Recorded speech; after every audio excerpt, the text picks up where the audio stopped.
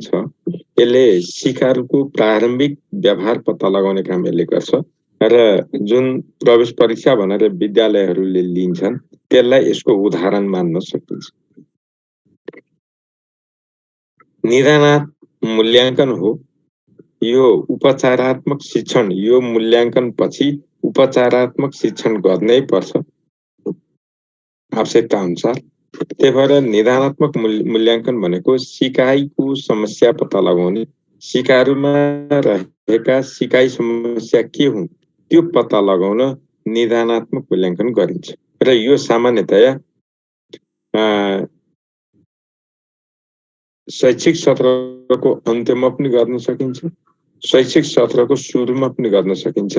तर गर्ने चाहिँ कस्तो हो भने नयाँ शैक्षिक सत्र सुरु भएर पठन पाठन गर्नुभन्दा अगाडि डायग्नोस्टिक इभ्यालुएसन गरिन्छ र उनीहरूसँग त्यो कक्षामा पढ्न आवश्यक पर्ने ज्ञान, सिप, धारणा पुगेको पनि छैन, उनीहरूका सिकाइ समस्या के छन् त्यसमा पनि हेरिन्छ। त्यही भएर सामान्यतया उपचारात्मक शिक्षण गर्नु अगाडि निदानात्मक मूल्याङ्कन गरिन्छ र निदानात्मक मूल्याङ्कन पश्चात आवश्यकता अनुसार उपचारात्मक शिक्षण गरिन्छ। यो हिसाबले हेर्दाखेरि स्थान क्रम मूल्याङ्कन प्लेसमेन्ट इभ्यालुएसन चाहिँ निर्णयात्मक मूल्याङ्कनसँग सम्बन्धित छ।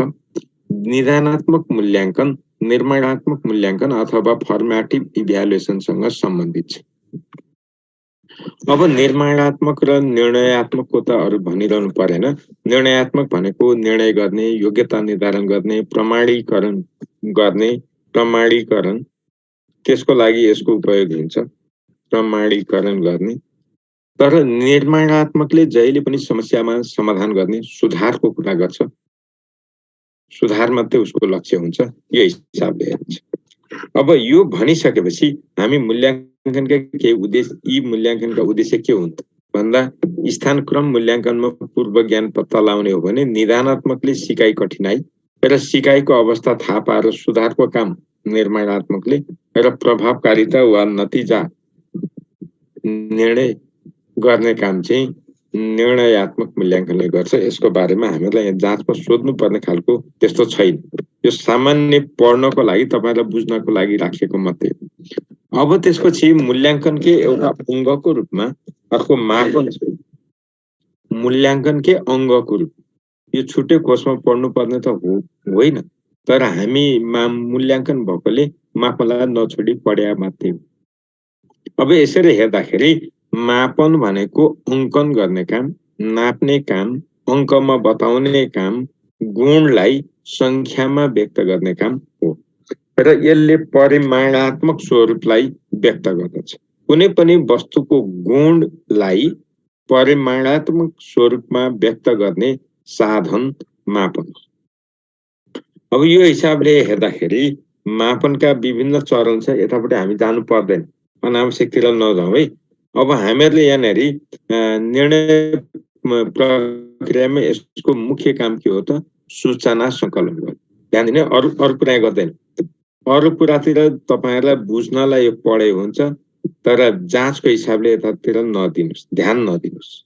अब मापनका जम्मा 4 वटा स्केलका कुरा गरौँ। यहाँबाट हामीहरूलाई एक्जाममा सोध्ने सम्भावना रहन्छ र मापनका स्केलका पहिला क्रम सोध्छ। सही क्रम कुन हो भनेर सोधो भने सबभन्दा पहिला हामी नामरूपी स्केल, त्यसपछि क्रमागत स्केल, अन्तरालयुक्त स्केल, अनुपातिक स्केल, यसको सही क्रम यो। अब नामरूपी स्केल भने के त? नाम मात्र, यसको कुनै अन्य मूल्य नभए। उदाहरणको लागि कक्षामा विद्यार्थीले प्रयोग गर्ने रोल नम्बर, तपाईहरुले चढ्नु भएको मोटरसाइकलको नम्बर, गाडी नम्बर, यी सबै मापनका नाम रूपी स्केल हुन्। त्यस्तै खेलाडीको जर्सी नम्बर, खेलाडीको जर्सी नम्बर के 10 नम्बर खेलाडी, 9 नम्बर खेलाडी, 4 नम्बर खेलाडी आदि, यी सबै नाम मात्रको स्केल हो। एउटालाई अर्कोबाट छुट्याउने काम मात्रै यसले गर्छ, त्यो भन्दा बढी यसको मूल्य हुँदैन। त्यो भन्दा माथिल्लो स्तरमा क्रमागत स्केल अथवा अर्डिनल स्केल छ। नोमिनल स्केल पछि अर्डिनल स्केल छ। त यो क्रमागत भनेको तपाईँ प्रथम द्वितीय तृतीय हुनु।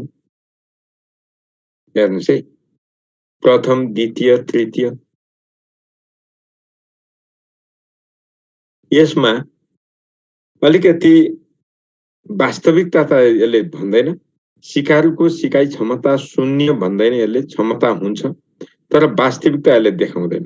र यसले के गर्छ भने, जस्तो उदाहरणको लागि हामीहरूले प्रथम द्वितीय तृतीय त देखायो, त अब यहाँनेरि कुनै खेलकुद गरायौँ, प्रथम स्थान हासिल गर्नेलाई पुरस्कृत गर्छौँ, दोस्रोमा हुनेलाई गर्छौँ, तेस्रोलाई पनि गरौँला, तर चौथोलाई त गर्दैन। यसको मतलब चौथो हुनेसँग क्षमता छैन भन्ने होइन, प्रथम हुनेसँग क्षमता छ, चौथो हुनेसँग छैन भन्न मिल्यो। कक्षामा 20 जना विद्यार्थी छ, 20 जना विद्यार्थीमा एउटा फर्स्ट भयो, एउटा 20औं स्थानमा जान्छ नि, त्यो 20औं स्थानमा हुने चाहिँ सिकाइ 0 छ भन्न मिल्दैन, उसले जानेकै छैन भन्न मिल्दैन, केही न केही त जानेकै छ। त्यही भएर यहाँनेरि त्यस्ता अमूर्त कुरा यहाँ जुन देखिँदैन त्यो हो। र वास्तवमा सिकारुको सिकाइ क्षमता 0 हुँदैन, केही न केही त हुन्छ, त्यो स्थिति चाहिँ रहन्छ। त्यही भएर यहाँनेरि यसले देखाउने तथ्याङ्क शास्त्रमा मिन भ्यालुको प्रयोग गर्छ, औसत, पर्सेन्टाइलको प्रयोग गर्छ, कोरिलेसनको प्रयोग गर्छ। तपाईलाई यहाँबाट जाँचमा सोध्ने के हो भने, तथ्याङ्क शास्त्रीय मिन तलका कुन स्केलमा प्रयोग गरिन्छ, अथवा क्रमागत स्केलले तथ्याङ्क शास्त्रको कुनलाई प्रयोग गर्दछ, यस्तो प्रश्न सोध्छ। मिन, पर्सेन्टाइल र कोरिलेसन यो तीनटै क्रमागत स्केलमा प्रयोग गरिन्छ। तपाईलाई यो मिन चाहिँ याद गर्नुपर्ने हुन्छ। त्यसपछि अन्तरालयुक्त स्केल, इन्टरभल, यो भनेको चाहिँ निश्चित अवधिको ग्याप भएको, जस्तो 5, 10, 15, 20, 25, 10, 20, 30, 40। पहिलोमा 5 को फरक थियो, दोस्रोमा 10 को फरक छ, त्यसलाई हामीहरूले अन्तरालयुक्त स्केल भनेर मान्दछौँ। अब यसमा चाहिँ मिडियनको प्रयोग गरिन्छ। मिन चाहिँ क्रमागत स्केलमा, यसमा मिडियन अनि standard deviation, T test, F test जस्ता तथ्याङ्क शास्त्रीय गणकहरू चाहिँ प्रयोग गरिन्छ। र अब यहाँनिर काठमाडौँको तापक्रम 0 डिग्री सेल्सियस भन्न सक्यो, तर एक्ज्याक्टली के 0 हुन्छ त? तापक्रम नै छैन भन्ने हुन्छ त? हुँदैन। त्यही भएर यहाँ सापेक्ष रूपमा काम गर्छ, यो कुरा पनि हामीहरूले हेर्नु पर्यो। छन चाहिँ टेम्परेचर हुन्छ, त्यही भएर मिडियनको कुरा यसले गर्यो। अब अर्को छ अनुपातिक स्केल, सबैभन्दा माथिल्लो। यसमा अरू भनिराख्नु परेन, यसमा वास्तविक 0 हुन्छ, अरूमा हुँदैन। तर अब यहाँ जे भने पनि तपाईलाई जाँचमा सोध्ने चाहिँ एउटा मापनका स्केल कुन हो कुन होइन, यो 4वटा हो, बाँकी होइन। एउटा मापनका स्केलको सही क्रम कुन हो, अघिको नोमिनल, अर्डिनल, इन्टरभल र रेसियो। यी मध्ये सबैभन्दा महत्त्वपूर्ण, सबैभन्दा वजनदार, सबभन्दा ठुलो कुन हो, उच्च तहको कुन हो, आनुपातिक स्केल अथवा रेसियो स्केल। सबभन्दा कम कुन त नोमिनल स्केल। एउटा प्याटर्न थियो। अर्को प्याटर्न हामीलाई सोध्ने के हो भने, मिन स्कोर तलका कुन स्केलमा प्रयोग गरिन्छ, मिडियन स्कोर कुनमा प्रयोग गरिन्छ, स्ट्यान्डर्ड डेभिएसन कुनमा प्रयोग गरिन्छ। यस्ता प्रश्न सोधो भने हामी झुकिनु भएन। यहाँ 2टा मात्र प्रयोग छ, अरू त छैन।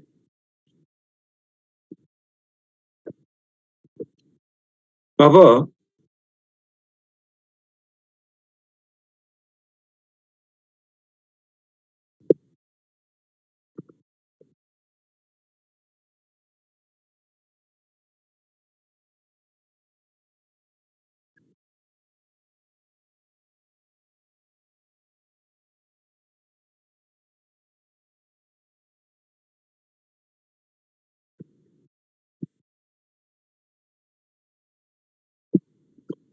अंकितजी, मैले तपाईको कुरा देखेँ। यो चाहिँ माधव सरसँग सम्पर्क गर्नु पर्यो, मसँग लिङ्क हुँदैन। मैले तपाईलाई लिंक दिन सक्दिनँ। मसँग त्यस्तो सुविधा पनि हुँदैन। मैले पनि उहाँबाट प्राप्त गरेको लिंकमा जोडिने हो तपाईँ जसरी नै। त्यही भएर तपाईको कुरा मैले बुझेँ। तपाईले माधव सरसँग कन्ट्याक्ट गर्नु। अब तपाईले अरु त मैले यहाँ अहिले भन्न सकिनँ।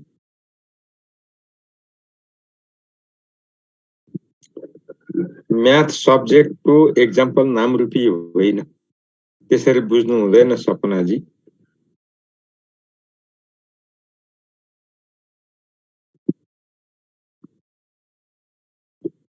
मूल्याङ्कनको मुख्य प्रकार भन्यो भने पनि हामी त यहाँ 4 वटामा प्रयोग गर्छौं। हाम्रो विद्यालय शिक्षाको विद्यार्थी मूल्याङ्कनमा कति किसिमका मूल्याङ्कन प्रयोगमा छन् भन्यो भने चाहिँ 2टा। त्यहाँ चाहिँ हामी अरु भन्नु पर्दैन। ल अब यहाँनेर हामी यो श्रेणीगत गुणाङ्कको कुरा गर्दैनौं है। यहाँनेर अन्तराल श्रेणी, स्याट, स्कोर यो कुरा हामी छोड्दियौं। अब श्रेणी मापनको प्रयोग केमा गर्छौं त? अवलोकनलाई मापन योग्य बनाउन, अवलोकन गरिने तथ्याङ्कलनलाई विश्वसनीय बनाउन, संख्यात्मक, रेखात्मक यस्ता कुराहरू गर्न। तर यहाँबाट पनि अहिलेसम्म तपाईहरुलाई कहिले प्रश्न सोधेको छैन। त्यही भएर यतातिर मैले तपाईहरुलाई अल्झाउँदिन। तपाईले यहाँ अन्त नहेरिकिन तपाईहरुले गर्नुपर्ने चाहिँ कुरा के हो भने हाम्रो कोर्समा यो पढ्नु पर्ने होइन। पढ्नु पर्दैन। मूल्याङ्कन पढ्नु भएकोले यो मापनका स्केल थाहा नपाइकिन हुँदैन। त्यही भएर यो 4 वटाको जुन अहिले हामीहरुले कुरा गरौँ यति हाइलाइट गरेका कुरामा चाहिँ तपाई ध्यान दिनुस्, यो भन्दा बढी नहेर्नुस् है। मैले फेरि भनेको छु नि, तपाई यो सबै पढ्न थाल्नु भने तपाई अनावश्यक समय बर्बाद हुन्छ। अब त हामीहरुले मिनेट मिनेटलाई ख्याल गर्नुपर्छ। त्यही भएर परीक्षाको लागि हामीलाई यही नै हो, अरु होइन। जान्नको लागि यो हो। अब हामीसँग समय कम हुँदै साँगुरिँदै गइसक्यो। त्यही भएर हामी तलको कुरा अब गर्दैनौं। अब त्यसपछि मापनका साधन के हुन् त भन्दा परीक्षा पनि हो, अन्तर्वार्ता पनि हो, मत संकलक पनि हो, सञ्चित अभिलेख पनि हुन्। यी सबै हुन्। यी सबैलाई मापनको साधन भन्छ। यहाँ परीक्षा भनिसके त त्यसै आइगयो। अब सञ्चित अभिलेख भनेको चाहिँ के हो त भन्दा कुनै विद्यार्थीलाई भर्नादेखि उलाई अन्तिम परीक्षासम्म अर्थात् भर्नादेखि त्यो विद्यालय नछोड्दासम्म, ध्यान दिनुस् है, त्यो विद्यालय नछोड्दासम्म उसका सम्बन्धमा भए गरेका सम्पूर्ण अभिलेखलाई सुरक्षित गरेर राख्नु सञ्चित अभिलेख हो। ध्यान दिनुस्, सञ्चित अभिलेख। र यसभित्र कार्ड, बुकलेट, फोल्डर टाइप इत्यादिमा राख्ने गरिन्छ। त्यसमा केही कुरो भएन। अन्तर्वार्ता भनेको गैर परीक्षणको साधन हो, मूल्याङ्कन बाहेकको साधन हो, मूल्याङ्कनको साधन होइन। अन्तर्वार्तालाई नन टेस्टिङ डिभाइस मानिन्छ। त्यही भएर अन्तर्वार्ता चाहिँ व्यक्तिको विचार जान्ने कुरा हो, त्यसको विचार पत्ता लगाउने कुरा हो, यो गरिन्छ। त्यस्तै अर्को मत संकलन भनेर ओपन एयरको कुरा गरिन्छ। जस्तो कान्तिपुर टेलिभिजन, रेडियो के नेपाल टेलिभिजन हेर्ने समाचारको बीचमा यसमा तपाईको धारणा फलानुमा एसएमएस गरी पठाउनुस् भन्छ, त्यो यसले पनि खासै त्यस्तो गर्दैन। सामाजिक मापनको कुरा गर्छ। अब यो सामाजिक मापन पनि प्रयोग त गरिन्छ, तर हामीलाई यतातिर विद्यालयमा चाहिँ यसको खासै हुँदैन। यो भनेको चाहिँ खास गरी अनुगमन प्रयोजनको लागि गरिन्छ। समूह 2 वा धेरै समूहको बीचमा तुलना गर्नु पर्यो भन्ने गरिन्छ। तर हाम्रोमा विद्यालयमा यसको प्रयोग छैन। र हामीका के छ भने घटना अध्ययनको प्रयोग गरिन्छ। घटना अध्ययन चाहिँ व्यक्तिगत हुन्छ, पारिवारिक हुन्छ, सामुदायिक हुन्छ, वातावरणीय हुन्छ। कुनै पनि घटनाको पहिचान गर्ने र त्यसका समाधानका उपाय खोजिन्छ। त यी सबै मापनका हुन्। अब हामीहरूले यी मापनका यी कुरा हुँदा हुँदै पनि हामीहरूले पढ्ने कि नपढ्ने त? यसको बारेमा डिटेल यता जान्नु परेन। हामी सञ्चित अभिलेख अनि त्यसपछि घटना अध्ययनको छुट्टै हामी पछाडि पढ्छौं। यहाँनेर अरु जान्नु परेन। यी सबै मापनका साधन हुन्। मापनका साधन हुन् भन्नुको मतलब मूल्याङ्कनका पनि साधन हुन्। नझुकिनु होला। अब त्यसो हो भने हामीले हेर्नु पर्ने चाहिँ के हो त भन्दा सिकाइ मूल्याङ्कनको साधन चाहिँ हामीले हेर्नुपर्छ। सिकाइ मूल्याङ्कनको साधन। अब लागि 2 किसिमका साधन हामी प्रयोग गर्छौं। एउटा यहाँनेरि परीक्षणको कुरा गर्छौं है, अरु गर्दैन। यो मापनका स्केल अंग्रेजी र नेपाली दुईटैमा गर्नुस्। कारण कहिलेकाहीँ अंग्रेजीबाट सोधेको छ, नोमिनल, अर्डिनल, कार्डिनल यिनीहरू अंग्रेजीमा पनि भन्न सक्छ। त्यो भएर त्यो गर्दाखेरि नझुकिनुस्। प्राविको लागि त 100% नेपालीमै सोध्छ, तर माविको लागि मोस्ट प्रोबाब्ली अंग्रेजीमा सोध्छ। ख्याल गर्नु होला। त्यही भएर मैले तपाईहरुलाई यहाँ अंग्रेजी शब्द छ त्यो कुरा ख्याल गर्नुस्। यो मापन मूलत माध्यमिक तहका साथीहरुलाई सोध्छ। प्राविकोमा सोध्ने सम्भावना एकदमै कम छ। मापन प्राविकोमा एकदमै कम सम्भावना हुन्छ, तर माविकोमा बढी सम्भावना। त्यही भएर यसलाई अलिकति फोकस गरेर तपाईहरुले हेर्नुपर्छ। अब सिकाइ मूल्याङ्कन का साधन जम्मा दुई किसिमका, एउटा परीक्षण साधन, अर्को गैर परीक्षणका साधन। Testing devices, non testing devices. अर्थात् मूल्याङ्कनका साधन, मूल्याङ्कन बाहेकका साधन अथवा मूल्याङ्कनका अन्य साधन। हामीले यसरी भन्ने गरेका छौं। जे भने पनि testing device, non testing device यो दुईटा हो।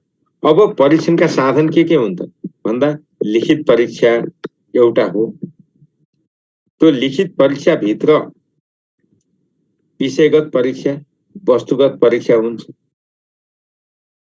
अर्को भनेको दोस्रो मौखिक परीक्षा, मुखले उत्तर सोध्ने यो गर्ने, प्रयोगात्मक र श्रवण। त्यसो भने तपाईले यहाँ हेर्नुपर्ने कुरा के हो भने यो परीक्षण भनेको छ परीक्षणका साधन जम्मा 4 वटा हामी प्रयोग गर्छौं। एउटा लिखित परीक्षा, मौखिक परीक्षा, प्रयोगात्मक परीक्षा र श्रवण परीक्षा। अर्थात् श्रवण परीक्षणको साधन जसरी बुझे पनि हुन्छ। हामीले प्रयोग गर्ने जम्मा 4 किसिम। अब लिखित परीक्षाको कुरा गरौँ। लिखित परीक्षा चाहिँ विषयगत र वस्तुगत गरी दुईटा क्याटेगोराइज गरे, दुईटा क्याटेगोरीमा बाँडिएको छ। यो दुईटा क्याटेगोरी भन्ने बित्तिकै हामीले के बुझ्नु पर्यो भने एउटा विषयगतमा निबन्धात्मक, संक्षिप्त उत्तरात्मक र अति संक्षिप्त उत्तरात्मक। यो के को आधारमा त तपाईले लेख्ने आन्सरको लेन्थको आधार, कति लामो आन्सर हुन्छ भन्ने कुराको आधारमा। निबन्धात्मक भनेको निकै लामो आन्सर हुन्छ, त्यो हिसाबले यसको कुरा गरे।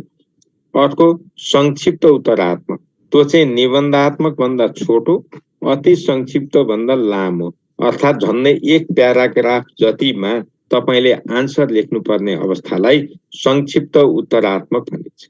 अनि त्यसपछि एक लाइनमा अलमोस्ट लाइक अब्जेक्टिभ क्वेशन्स, एक शब्दमा एक वाक्यमा जवाफ दिनुपर्ने चाहिँ अति संक्षिप्त उत्तर आउने। जस्तो नेपालको राजधानी शहर कुन हो भनेर सोधो, तपाईले लेख्नुहुन्छ नेपालको राजधानी काठमाडौँ हो। त्यो चाहिँ अति संक्षिप्त उत्तर आउने प्रश्न भयो। अब संक्षिप्त उत्तर आउने चाहिँ कस्तो हो भने के रे प्रदेश 1 का 2 वटा विशेषता लेख्नुस्। प्रदेश 2 लाई चिनाउने कुनै एउटा विशेषता लेख्नुस्। गाईको बारेमा 2 वटा विशेषता लेख्नुस्। यस्ता कुराहरू यहाँ सोध्न सक्छ। यो कुरा हामीहरुले ख्याल गरौँ। ल अब त्यसपछि हामी वस्तुगत प्रश्न परीक्षामा जान्छौं। ठीक बेठिक प्रश्न, खाली ठाउँ भर्ने, जोडा मिलाउने र बहुवैकल्पिक जम्मा 4 वटा प्रश्न। र यसको बारेमा हामी डिटेलमा फेरि पछाडी पढ्छौं। अहिले कन्सेप्ट यहाँबाट लिने हो। मौखिक परीक्षा भनेको मुखैले प्रश्न सोध्ने, मुखैले उत्तर दिने। जस्तो कक्षामा शिक्षण भइराखेको बेलामा शिक्षकले विद्यार्थीलाई सोध्ने, विद्यार्थीले शिक्षकलाई पनि सोध्न पाउँछ, तर त्यो त परीक्षा होइन। अन्तर्वार्तामा सोधिने प्रश्न, आन्तरिक तथा बाह्य परीक्षकले सोध्ने प्रश्न, अर्थात् तपाईले गर्ने परियोजना कार्य, घटनावृत्त अभिलेख जस्ता काम सकेपछि त्यसलाई आधार बनाएर सोधिने, मुखले सोध्ने, मुखैले जवाफ दिनुपर्ने प्रश्न जति सबै मौखिक परीक्षा हो। अर्थात् भाइभा प्रश्न पनि मौखिक हो, अन्तर्वार्ता पनि मौखिक हो र कक्षामा अलिखित रूपमा सोधिने, मौखिक रूपमा सोधिने प्रश्न पनि मौखिक।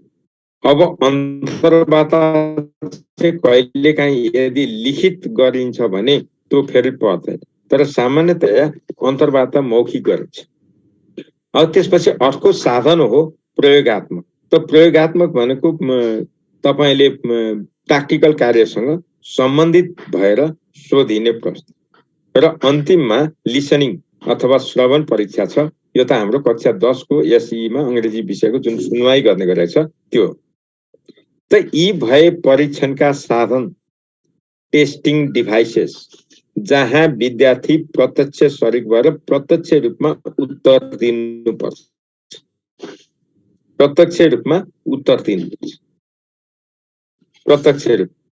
तर मूल्याङ्कनका अन्य साधन नन टेस्टिङ डिभाइसमा श्रेणी मापन, अवलोकन, रुजु सूची, सञ्चित अभिलेख, पोर्टफोलियो, घटनावृत्त अभिलेख, मत संकलन, अवस्था अध्ययन जस्ता कुरा पर्छ। हेर्नुस् है, यस्ता कुरा चाहिँ यसमा पर्छ। अब हामी यति कुरा बुझिसकेपछि अब थोरै निरन्तर विद्यार्थी मूल्याङ्कनको बारेमा चर्चा गर्छौं अनि फेरि फर्केर यतापट्टि जान्छौं। हामीले अहिले पढेको अरु केही होइन, मात्रै testing device, non testing device मूल्याङ्कनका दुईवटा साधन हुँदो रहेछ। एउटा परीक्षणका साधन, अर्को गैर परीक्षणका साधन। परीक्षणका साधन भनेको एउटा लिखित परीक्षा, मौखिक परीक्षा, प्रयोगात्मक परीक्षा र श्रवण परीक्षा, जम्मा 4 किसिम। तर गैर परीक्षणका साधनमा श्रेणी मापन, अवलोकन, रुजु सूची, सञ्चित अभिलेख, पोर्टफोलियो, घटनावृत्त अभिलेख, मत संकलन, अवस्था अध्ययन, यी सबै जुन यी चाहिँ सोझै विद्यार्थीसँग प्रत्यक्ष साइनो गाँसिँदैन, उनीहरूको एबिलिटी टेस्ट गर्दैन। त्यही भएर यसलाई व्यवहारबाट अप्रत्यक्ष रूपमा मापनमा उपयोग गरिने भएकोले यसलाई मूल्याङ्कनका अन्य साधन भनिन्छ। अब हिजो हामीले के पढाएको थियो भने मूल्याङ्कनको मुख्य कार्य के हो भन्दा जजमेन्ट भनेको हो। त्यो जजमेन्ट गर्नलाई यो मूल्याङ्कनका अन्य साधन अथवा नन टेस्टिङ डिभाइसेस र टेस्टिङ डिभाइसेस दुईटैबाट सूचना संकलन गरेर त्यसका आधारमा निर्णय गर्ने भएकोले जजमेन्ट भयो। यदि नन टेस्टिङ डिभाइसलाई उपयोग नगर्ने हो भने त्यो निर्णयात्मकतिर जान्छ। के अरे टेस्टिङ डिभाइसलाई मात्रै उपयोग गर्ने, नन टेस्टिङलाई उपयोग नगर्ने हो भने धेरै जसो त्यो कता जान्छ, निर्णयात्मक जान्छ। तर यदि नन टेस्टिङलाई मात्रै प्रयोग गर्ने, उता टेस्टिङ डिभाइसलाई नगर्ने हो भने फेरि निर्माणात्मक मूल्याङ्कनमा जान्छ। सम्झिनु होला।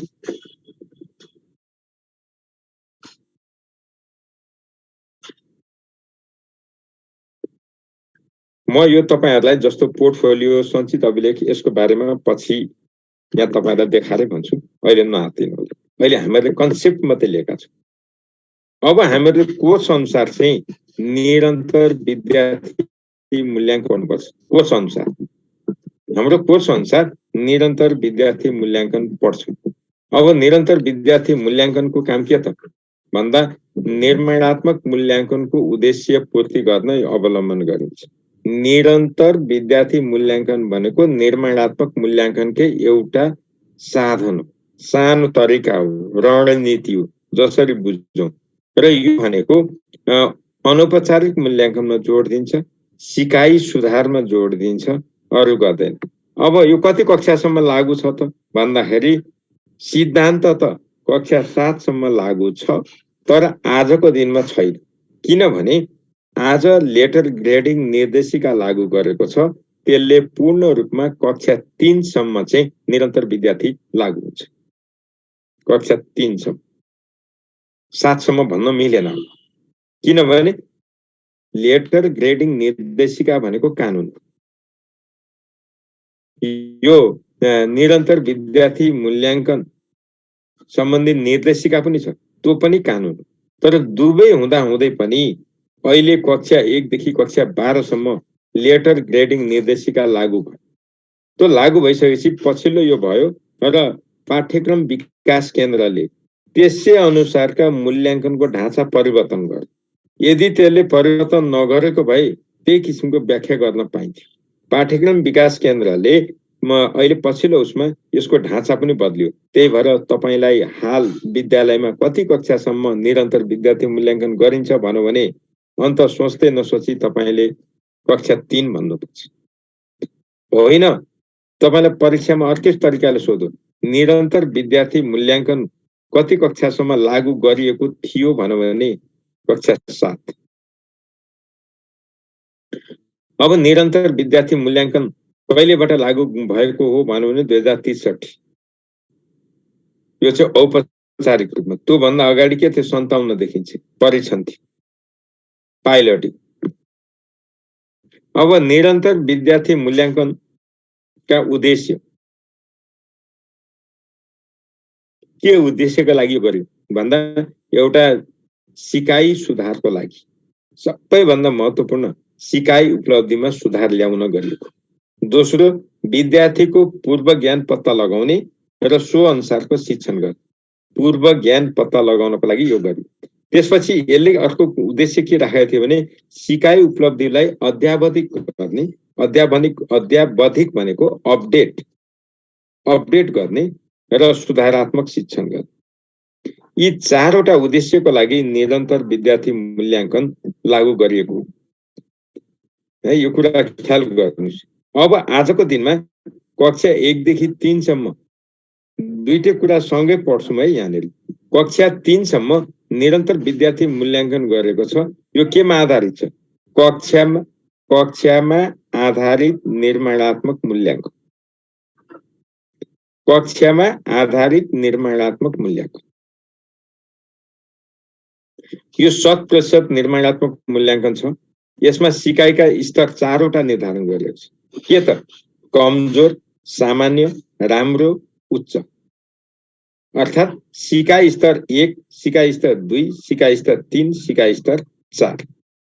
कमजोर, सामान्य, राम्रो र उच्च यो ढाँचामा विकास गरिएको छ।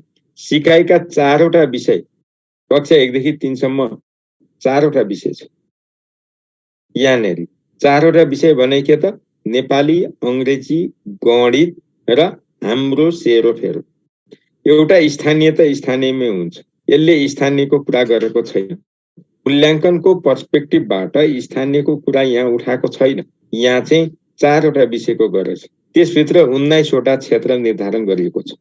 कक्षा 1 देखि 3 सम्म उत्तीर्णाङ्क तोकिएको छैन। यहाँ उदार कक्षोन्नति हुने भएकोले। तर हामीले के बुझ्नु पर्यो भने यहाँ पनि 35% लागू हुन्छ। सैद्धान्तिकमा 35, प्रयोगात्मकमा 40। त्यो नियम चाहिँ यहाँ पनि लागू हुन्छ। तर जब उदार पक्षोन्नतिको कुरा यहाँ गरेको छ, यो भनेको त्यो अङ्क सजिलै विद्यार्थीले पार गर्ने भएकोले यसमा त्यसको उपयोग छैन। त्यही भएर कक्षा 3 सम्म निर्माणात्मक मात्र मूल्याङ्कन गरेको छ। आजको दिनमा कक्षा 1 देखि 3 सम्म मात्रै निर्माणात्मक मूल्याङ्कनलाई मात्रै आधार मानेको छ। निर्णयात्मक मूल्याङ्कन छैन। कक्षा 1-3 मा निर्णयात्मक फर्मेटिभ इभ्यालुएसन छ, सबमेटिभ इभ्यालुएसन छैन। अर्थात् निर्णयात्मक मूल्याङ्कन छैन, निर्माणात्मक मूल्याङ्कन मात्रै छ। अब यति भनिसकेपछि 3टा उद्देश्य यहाँ राखेको छ। त्यो भनेको कक्षा दोहोर्याउने दर न्यून गर्नु, शैक्षिक क्षति घटाउनु र न्यूनतम सिकाइ उपलब्धि सुनिश्चित गर्नु। तपाईलाई परीक्षामा सोध्नु पर्ने महत्त्वपूर्ण प्रश्न यही। अब मूल्याङ्कनका तरिका यी सबै छन्। अघि जुन गैर परीक्षणका साधन भनेको छौँ त्यही हो। कार्य सञ्चयका, कार्य लेखाजोखा, उपलब्धि, परियोजना कार्य, दैनिक, यी सबै हो। यो तपाईहरुले याद गर्नु।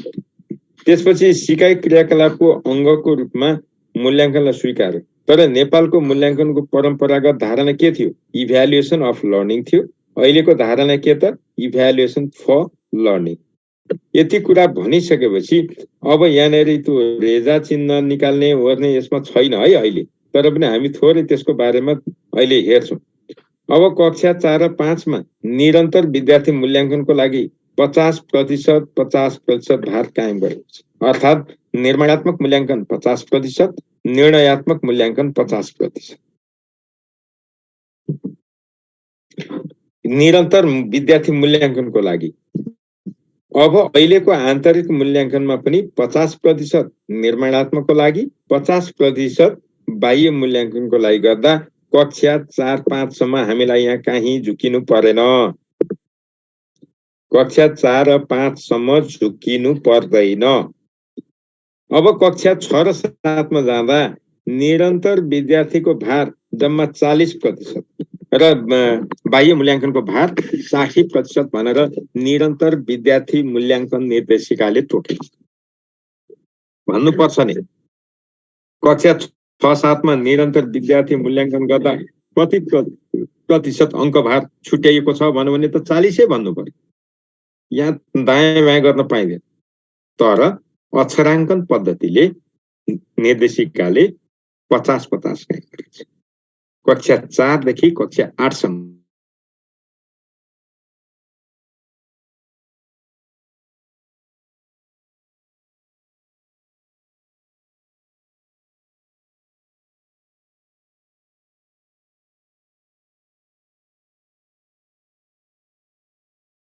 मा कक्षा 7 मा अथवा कक्षा 8 मा कति प्रतिशत अङ्क भार छुट्याइएको छ भन्नु भने हामी 40 भन्नुपर्छ।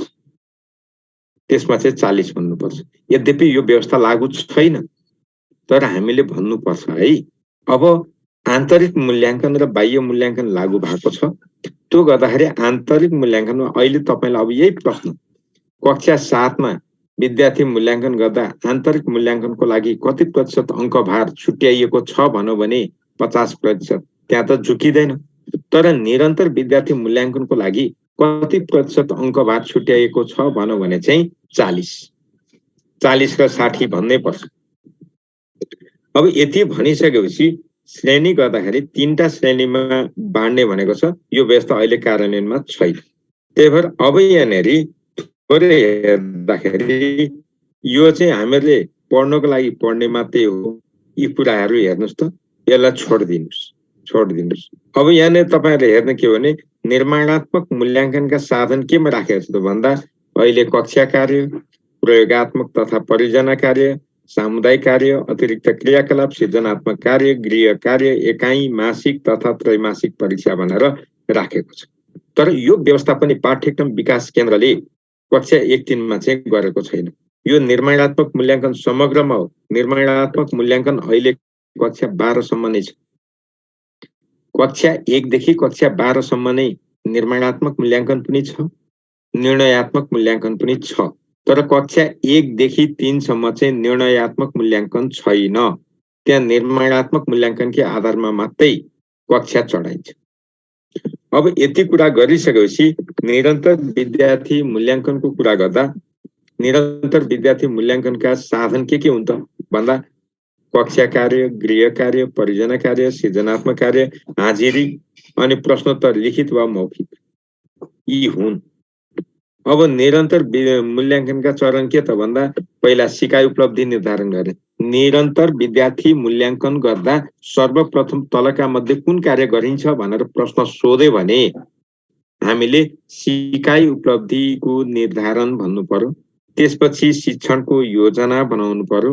त्यसपछि शिक्षण गर्नु पर्यो। त्यसपछि मूल्याङ्कन। यो कुरा बिर्सिनु हुँदैन नि, तपाईहरु ख्याल गर्नु होला। दुर्गाजी तपाईले निकै लामो समयदेखि पर भन्नुस् त। दुर्गा लामिछानेजी, दुर्गा लामिछानेजी। हजुर सर नमस्ते। नमस्कार।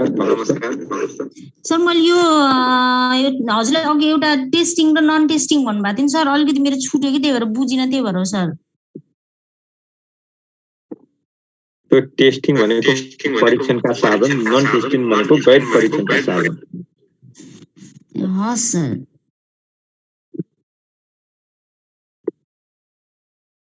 यहाँ त्यसपछि अर्को चन्द्र ज्ञान दुबेजी के पर्यो भन्नु त? गुरु नमस्ते। नमस्कार। भन्नुस् न सर। हिजो हामीले ट्रेनिङ से सम्बन्धित पढाइ हुँदैन सर? आईसीटी ट्रेनिङ, आईसीटी र चाहिँ सामान्य ज्ञान मैले हजुरको कुरा मैले सुनेको भएको बुझ्नु। अब सुन्दै त सुनिन। सुन्नु भएन? भन्नु त। सामान्य ज्ञान र आइसिटी को सर पढाइ भएको छैन अहिलेसम्म। हिजो माधव सरसित कुरा गर्छु भन्नुभएको थियो। त्यो तपाईहरुको हुन्छ नआतिनु होला। अहिले यो हुन्छ? पढ्दैछौँ। अनि त्यो सर कुराको लागि अहिले एउटा प्रश्न सर बुझिन म।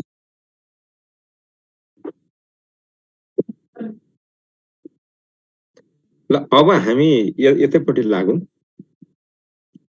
हामी यहाँनिर के हेर्छौं भने निरन्तर विद्यार्थी मूल्याङ्कनका साधन चाहिँ के हुन् भन्दा कक्षा कार्य, गृह कार्य, परियोजना कार्य, अघि भन्दै गरेको हाजिरी, प्रश्नोत्तर यी सबै हुन्। त्यसमा हामी झुकिनु परेन। अब अहिले निरन्तर विद्यार्थी मूल्याङ्कन छैन, कक्षा 3 सम्म मात्रै छ र त्यसको ठाउँमा यो अक्षराङ्कन पद्धति लागू गरिएको छ। त्यति हुँदा हुँदै पनि विगतमा सोध्न सक्छ निरन्तर विद्यार्थी मूल्याङ्कन गर्दा अवलम्बन गरिएको साधन कुन होइन। अवलम्बन निरन्तर विद्यार्थी मूल्याङ्कनका साधन भन्ने होइन, अवलम्बन गरेको साधन कुन हो होइन भन्यो भने यो 5 वटा हो, अरु होइन। विगतमा यति 5 वटालाई मूल्याङ्कनको साधनको रूपमा राखेको थियो, निरन्तर विद्यार्थी मूल्याङ्कनको साधनको रूपमा। र अब यहाँनिर अङ्कन गर्दा 3 वटा श्रेणीमा गरेको थियो, 3 वटा श्रेणी। के अति उत्तम, उत्तम, सामान्य। कहिलेकाहीँ तपाईलाई यो पनि सोधिन सक्छ अति उत्तम बापत कति रेजा दिइन्थ्यो भन्यो भने 3। तर मलाई चाहिँ के विश्वास छ भने 99% यो ठाउँबाट प्रश्न सोध्दैन। 1% सम्भावना त रहन्छ, कोर्समा छ, कोर्समा भएको कारणले हामी पढेका हौं, नभए पढ्दैनथ्यौं। कोर्समा भएको कारणले मात्रै पढेको। 1% सम्भावना यहाँबाट सोध्ने छ। त्यही भएर फोकस यसलाई नगर्नुस्। तपाईले फोकस चाहिँ केमा गर्ने भने यो पाठगत रेजा प्रतिशत निकाल्ने सूत्रमा चाहिँ जानुस्। पाठगत रेजा प्रतिशत निकाल्ने सूत्र कुन हो भनेर सोधिन सक्छ। त्यस्तो सोध्यो भने विद्यार्थीले पाएको जम्मा रेजा संख्या भागा जम्मा पढाइ भएका पाठ संख्या इन्टु 3। यहाँ इन्टु 3 छोपिएको छ, तपाईको बुकमा छ, त्यो कुरा याद गर्नु होला, छैन भने लेख्नु होला। जम्मा पढाइ भएका पाठ संख्या इन्टु 3 अनि उतापट्टि फेरि 100 त छँदैछ। अब यसले के भन्छ भने निर्णयात्मक मूल्याङ्कन गर्दा प्रथम त्रैमासिकको लागि 10, दोस्रोको 30 र वार्षिक 60 भनेको थियो नि। अब यो व्यवस्था लागू हुन्न, त्यही भएर यतातिर छोड्दिने। यति भनेपछि अब हामीहरूले निरन्तर विद्यार्थी मूल्याङ्कनबाट सोध्ने एउटै प्रश्न बाँकी बचेको प्रश्न के हो भने निरन्तर विद्यार्थी मूल्याङ्कन कुन कक्षासम्म लागू गरिएको छ भनेर सोध्न सक्छ। हामीहरूले कक्षा 3 मात्रै है, यो कुरा ख्याल गर्नु।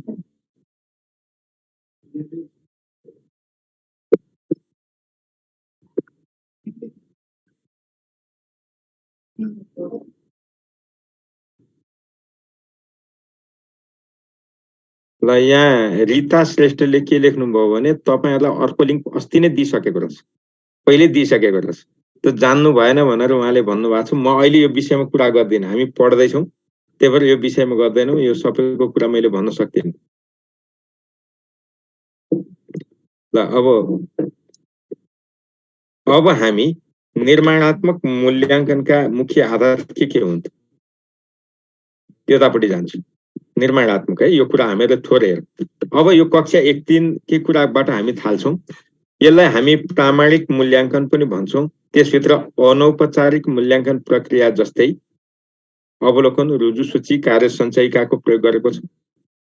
विषयगत अभिलेख राखिएको छ। यो तरिका कक्षा र आमुन्ने सामुन्ने विधिबाट नहुने भनेर भन्छ। निर्माणात्मक मूल्याङ्कनका लागि 2टा आधार तय गरेको छ, एउटा प्रामाणिक, अर्को विषयगत। विषयगत भनेको चाहिँ यदि विद्यार्थी परीक्षामा कोरोना जस्तोको कारणले उपस्थित भएर परीक्षा दिन सक्दैनन् भने मात्रै यो गरिन्छ, नत्र गरिँदैन। प्रामाणिक मूल्याङ्कनमै जान्छ। र अब यहाँ गर्दाखेरि 50 अङ्कको विभाजन कसरी गर्ने तपाईलाई यहाँबाट जाँचमा सोध्न सक्छ।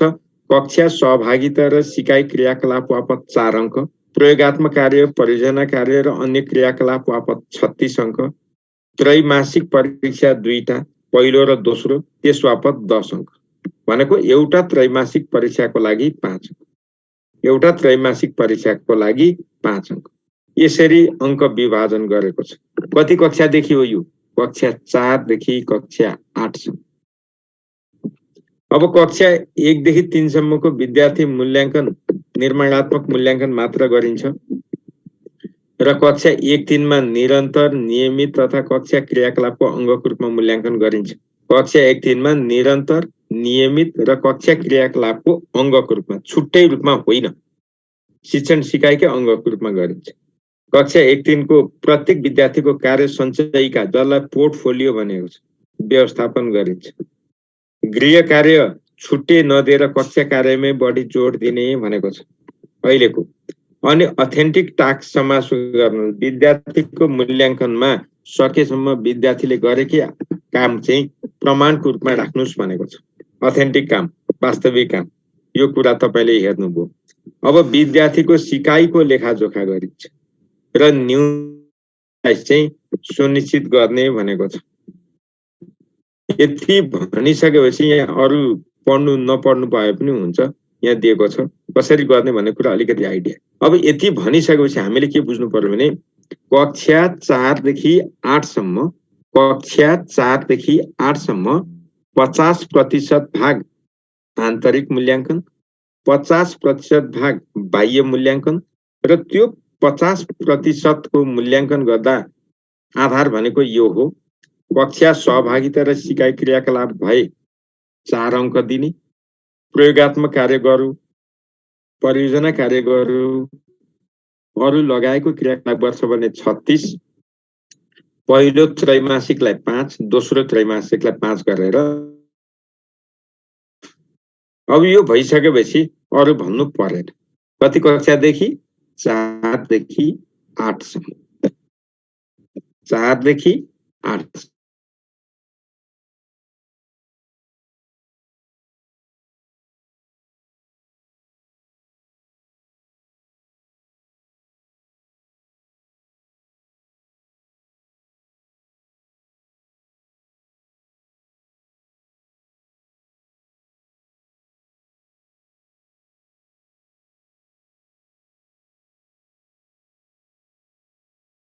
परियोजना तथा प्रयोगात्मक कार्य, कार्य सम्पादन तथा प्रदर्शन, सहपाठी मूल्याङ्कन, स्व मूल्याङ्कन, अभिभावकको प्रतिक्रिया, कुराकानी, छलफल।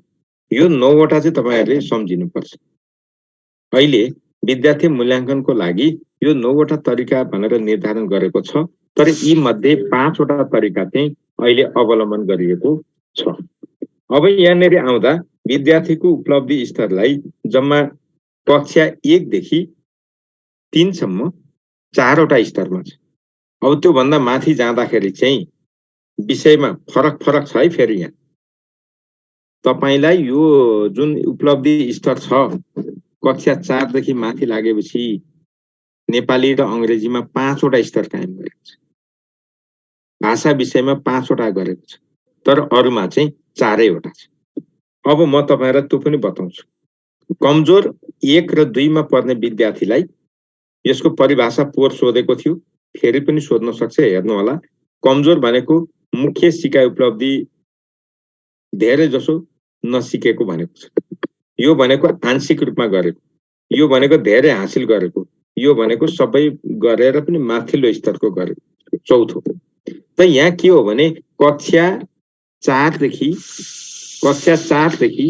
कक्षा 8 सम्म एनजी हुन सक्छ, तर कक्षा 1, 2, 3 मा एनजी ग्रेड हुँदैन।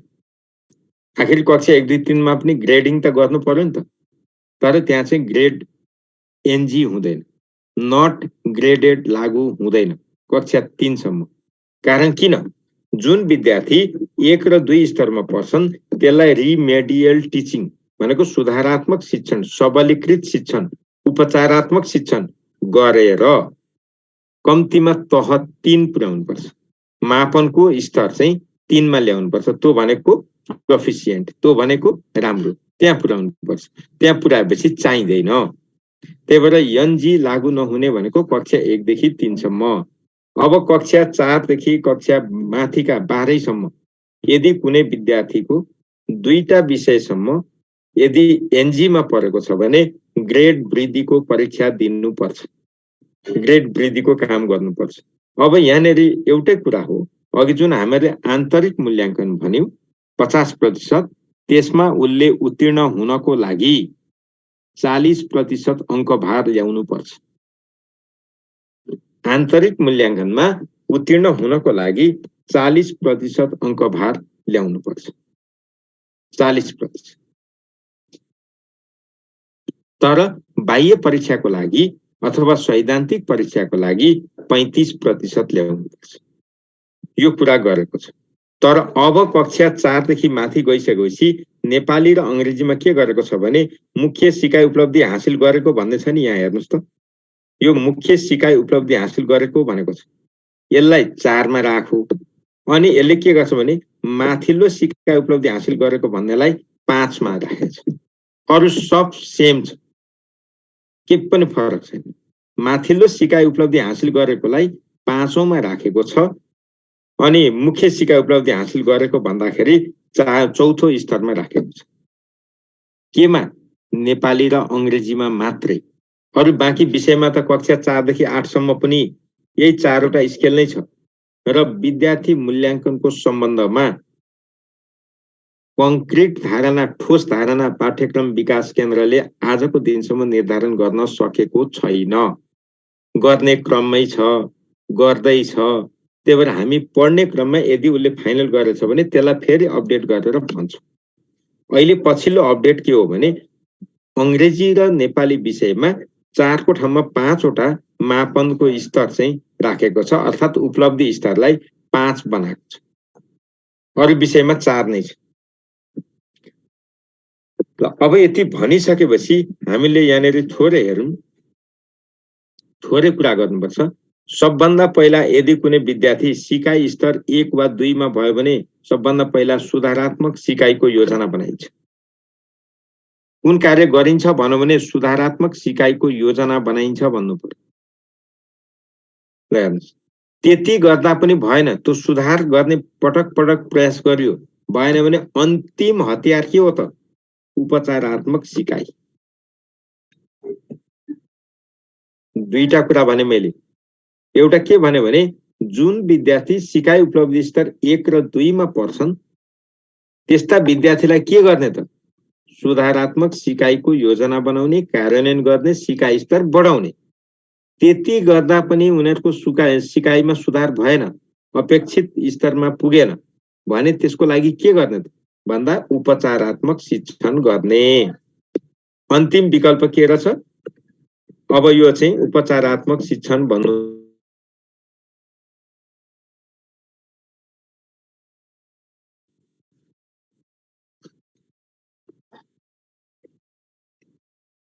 ल, अब यति कुरा गरिसकेपछि निश्चित सिकाइ क्षेत्रका सिकाइ उपलब्धिहरूको सिकाइ परीक्षण पश्चात सो सिकाइ क्षेत्रको औसत सिकाइ उपलब्धि समेत गणना गरी विद्यार्थी र अभिभावकसँग छलफल गरी विद्यार्थीका सबलता र सुधारका क्षेत्र उपाय पहिचान गर्नुपर्छ भनेको छ। अर्को कुरा थपिएको छ, तर यति धेरै महत्त्वपूर्ण छैन, हामी पछि हेर्छौँ। अब त्यसपछि हामीले अलिकति जान्नुपर्छ अपाङ्गता भएका विद्यार्थीको लागि वैकल्पिक तरिका के अवलम्बन गरेको छ भनौँ। एउटा, जसको दृष्टि कमजोर छ त्यसको लागि फोन्ट साइज बढाउने, ठूलो अक्षरमा क्वेशन छाप्ने, अतिरिक्त प्रकाश उज्यालो दिएर त्यो विद्यार्थीलाई परीक्षा हलमा राख्ने र अतिरिक्त समय दिने। तीनटा कुरा। प्रश्न पत्रको अक्षरको आकार बढाउने, त्यो भनेको फोन्ट साइज बढाउने, त्यस्ता विद्यार्थीले कमजोर दृष्टि भएका विद्यार्थीलाई पर्याप्त प्रकाश भएको ठाउँमा सिट प्लान गर्ने, बसाउने र त्यस्ता विद्यार्थीलाई अतिरिक्त समय दिने। तीनटा। त्यसपछि अब के भन्छ भने दृष्टिविहीन मध्ये ब्रेल लिपिमा पढ्न र लेख्न सक्नेका लागि ब्रेल लिपिमै प्रश्न दिने। तर ब्रेल लिपिमा गर्न सकेन त्यस्ताको लागि के गर्ने त भन्दा उनीहरूले मुखैले उत्तर दिए पनि हुने, रेकर्ड राख्ने गरी गर्न पाइने, त्यो पनि भएन। के गर्ने त? चित्र बनाउने वा प्रयोगात्मक कार्यमा विकल्प तयार गर्ने, चित्र बनाउने जस्ता प्रश्न नसोध्ने। जसले आँखा देख्दैनन् त्यस्ता विद्यार्थीलाई चित्र बनाउने, प्रयोगात्मक कार्यमा सहयोग गराउने जस्ता काम नगराउने। बरु तिनीहरूलाई मुखैले प्रश्न सोधिदिने मुखैले उत्तर भन्ने व्यवस्था चाहिँ गर्न सकिन्छ तर उनीहरूले भनेको कुरा चाहिँ रेकर्ड गर्ने यी सबै वैकल्पिक व्यवस्थाको कुरा गरेको छ त्यस्तै दृष्टि क्षमता कमजोर भएका विद्यार्थी यदि कम्प्युटर चलाउन जान्दछन् भने कम्प्युटर सफ्टवेयरबाटै परीक्षा दिने व्यवस्था मिलाउने अब जो विद्यार्थी कान कम सुन्छ ध्यान दिनुस् है दृष्टि कमजोर हुनेका लागि धेरैवटा उपाय एउटा उपाय भनेको प्रश्नको अक्षरको आकार ठुलो बनाउने अतिरिक्त प्रकाश भएको ठाउँमा राख्ने पर्याप्त उज्यालो भएको ठाउँमा राख्ने बढी समेत दिने त्यसपछि उनीहरूलाई चित्र बनाउने वा प्रयोगात्मक कार्यमा शरीक नगराउने उनीहरूलाई मुखैले प्रश्न सोध्ने मुखैले उत्तर दिने व्यवस्था पनि मिलाउने ती सबै विकल्प हुन् र उनीहरूले यदि कम्प्युटर प्रविधिबाट जाँच दिन सक्छन् भने त्यो पनि दिने तर कमजोर सुनाइ भएकाको लागि ध्यान दिनुहोस् है सकेसम्म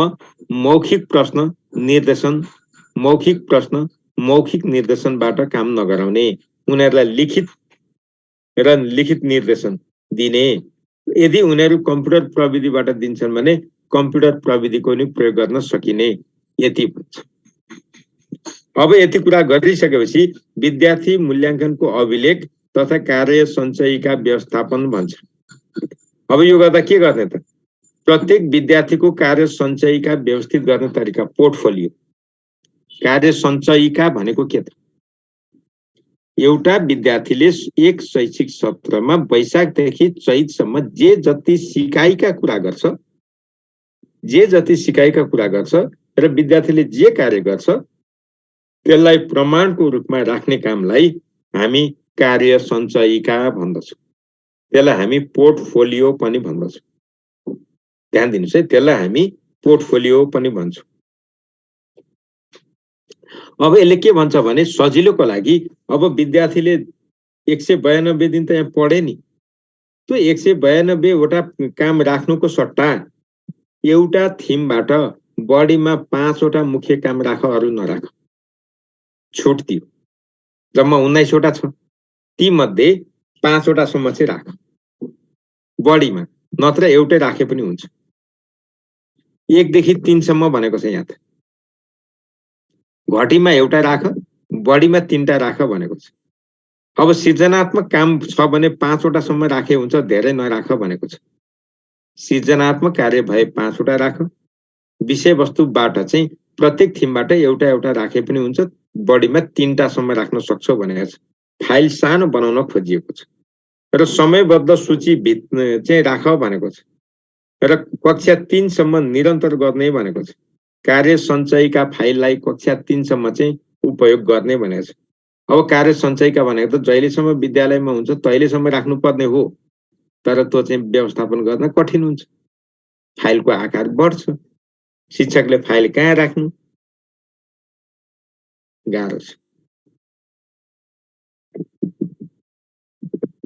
अब कार्य सञ्चयीकाको उद्देश्य के हो त किन प्रयोग गर्ने भन्दा विद्यार्थीको सिकाइ प्रगतिको अनुगमन गर्न सिकाइ योजना बनाउन सिकाइ सुधारको योजना बनाउन 3टा उद्देश्य यो तपाईको लागि निकै महत्त्वपूर्ण प्रश्न हो निकै महत्त्वपूर्ण कार्य सञ्चयीकाको प्रयोग किन गरिने रहेछ विद्यार्थीको सिकाइ प्रगतिको अनुगमन गर्न सिकाइ योजना बनाउन सिकाइ सुधारको योजना सिकाइ योजना र सिकाइ सुधार भनेको सिकाइ योजना भनेको पहिलो पटक सिकाउनको लागि सिकाइ सुधार योजना भनेको तह 1 र 2 मा सिकाइ स्तर 1 र 2 मा पढ्नेको लागि त्यो कुरा हामीले बुझ्नु पर्यो त्यसपछि आफ्नो कार्य तथा सिकाइ प्रगति कमजोरी जानकारी प्राप्त गर्न विद्यार्थीले कार्य तथा सिकाइ प्रगति कमजोरी थाहा पाउन विद्यार्थी सिकाइको प्रमाणका रूपमा राख्न यी सबै कुरा यसको लागि कार्य सञ्चयीका राख्नु पर्यो अब क्षेत्रगत वा थीमगत उपलब्धि प्रतिशत निर्धारण गर्ने सूत्र कुन हो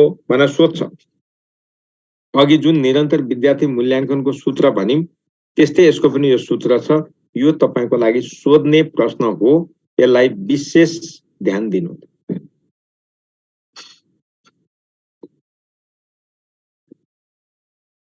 अब त्यसो भने कार्य सञ्चयीका हेर्नुस् त हाम्रो सेरोफेरो विषयको कक्षा 1 मा एकजना विद्यार्थीले थप सहायता पश्चात प्राप्त गरेको थीमगत तथा कुल उपलब्धि विवरणलाई उदाहरणको रूपमा प्रस्तुत गर्यो। यो क्षेत्रगत वा थीमगत उपलब्धि प्रतिशत निकाल्ने उदाहरण दिएको मात्रै हो। उदाहरण तपाईलाई निकाल्ने सोध्दैन। त्यही भएर यहाँ ढुक्क हुनुस्। अब यहाँ यी जति थीम छन् यहाँ दिएको छ 10 वटा रहेछ, 27 वटा यो छ, 93 हो र माथिको सूत्र अनुसार गर्दाखेरि यसरी निकाल्दा उसले पाउने प्राप्ताङ्क 86.11% हुन्छ। त्यसो भने यसको ग्रेड कति त अब ए मा पर्छ। 90 ल्याएको भए ए प्लस हुने रहेछ, 86.11 आयो, यो चाहिँ ग्रेड हो। अब यहाँ अरु जान्नु पर्दैन है, यहाँ नहराउनु होला। त्यसपछि यहाँनेरि तपाईले यहाँ थुप्रै सूत्र दिएको छ, अब त्यतापट्टि नलाग्नुस्। यो तपाईलाई बुझ्नको लागि मात्रै हो, अरु चाहिँदैन। अब त्यसपछि जीपीए निकाल्ने सूत्रको कुरा दिएको छ। तपाईलाई जीपीए निकाल्ने त्यहाँ दिएकै छ, मैले भन्नु पर्दैन र यो जीपीए तपाईलाई निकाल्न सोध्दैन। तपाईले यहाँबाट यो औसत ग्रेड पोइन्ट, जीपीए भनेको औसत ग्रेड पोइन्ट हो, त्यो निकाल्दाखेरि निकाल्ने सूत्र यस्तै छ। यहाँ दिएको छ औसत ग्रेड पोइन्ट भनेर दिएको छ। यो फर्मुलामा मैले तपाईलाई लगिन, चाहिँदैन, नजाने गाउँको बाटै नहिँड्ने हामी, छोड्दिने। अब कक्षा 1 देखि 3 सम्मको विद्यार्थी मूल्याङ्कन सिकाइका लागि छ र अन्तिम भनेको उपचारात्मक शिक्षण छ।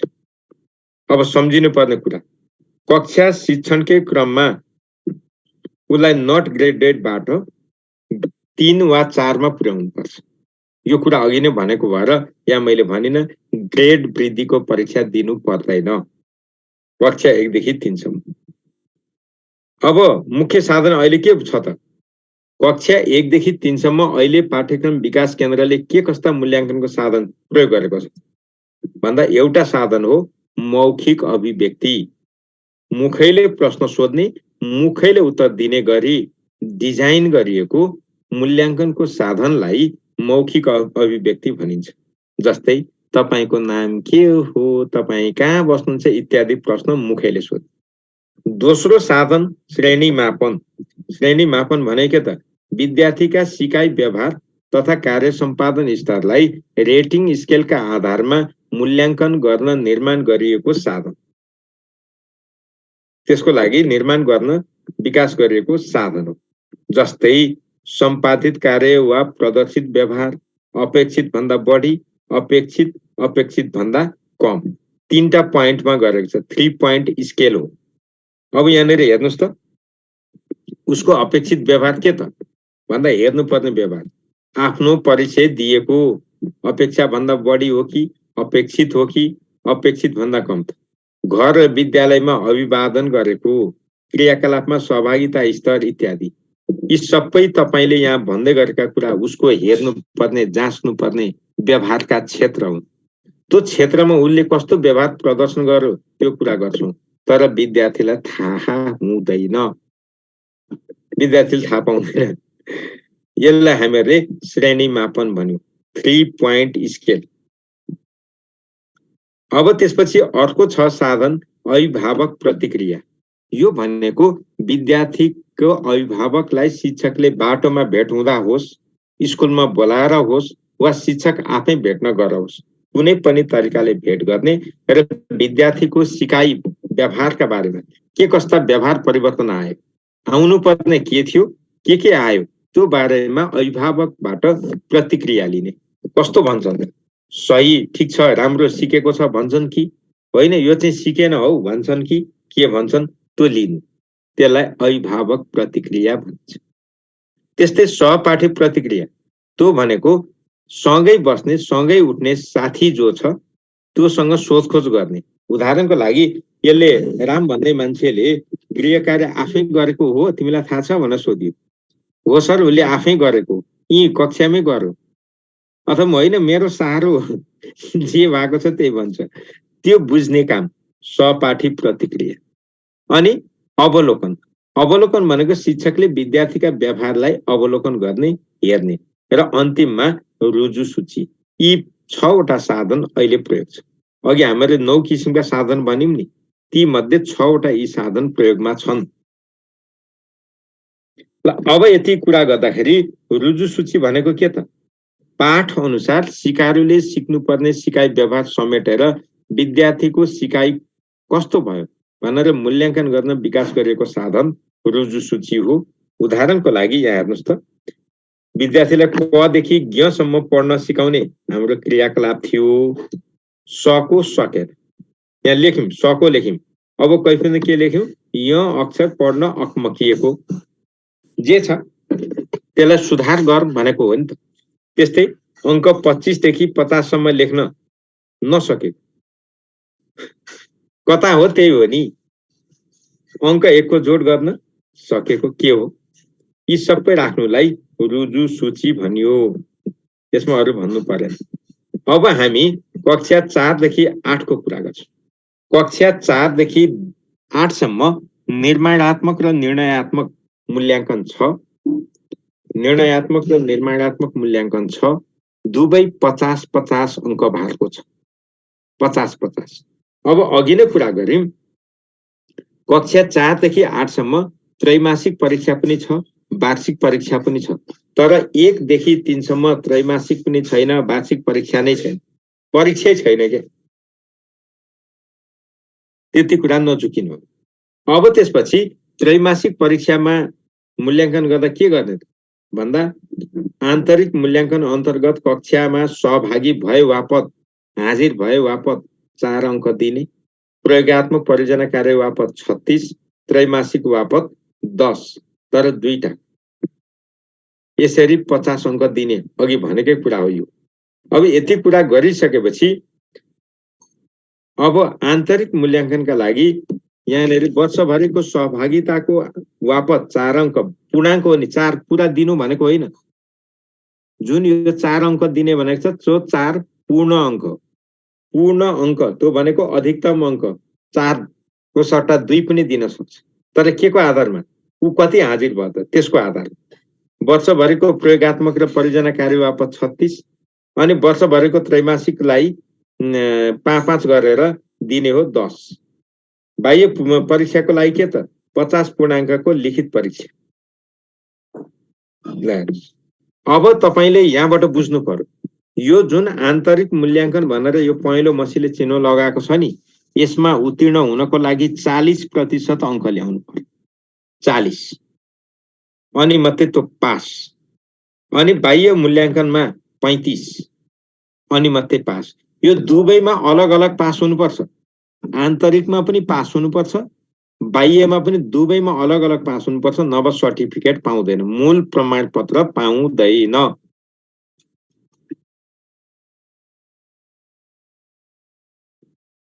अब यसको पनि ग्रेड पोइन्ट निकाल्ने सूत्र त अघिकै जस्ता हुन्, त्यतापट्टि हामी जाँदैनौँ। यसमा अरु के गर्नु पर्दैन, ग्रेड पोइन्ट छुट्टा छुट्टै गरिन्छ। अघिकै तरिका भएकोले यसमा मैले केही भन्दिनँ है। यहाँ तपाईले यतापट्टि जानै परेन। तपाईले एउटै कुरा के बुझ्नु पर्यो भने यहाँ चाहिँ एनजी हुन्छ। एनजी भनेको नट ग्रेडेड, त्यो यहाँ चाहिँ हुन्छ। कक्षा 3 सम्म हुँदैन थियो, यहाँ चाहिँ हुन्छ। र त्यो एनजी लाई यो हेर्नुस् त हरियो मसीले यहाँनेरि एस्टेरिक मार्कले चिनाएको छ।